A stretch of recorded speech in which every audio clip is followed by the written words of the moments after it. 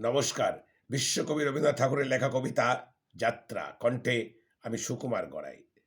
রাজাঘরের রণযাত্রা, বাজে ভেরি, বাজে করতাল, কম্পমান বসুন্ধরা।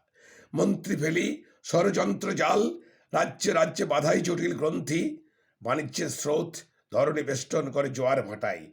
পণ্যবোধ্যায় সিন্ধু পারে পারেই, বীর কীর্তিস্তম্ভ হয়ে গাঁথা লক্ষ লক্ষ মানব কঙ্কাল স্তূপে। ঊর্ধ্বে তুলি মাথা, চূড়া তার পানে, হানে অট্টহাস। পণ্ডিতেরা আক্রমণ করে বারবার, পুঁথির প্রাচীর ঘেরা। দুর্ভেদ্য বিদ্যার দুর্গ, খ্যাতি তার ধাই দেশে দেশে।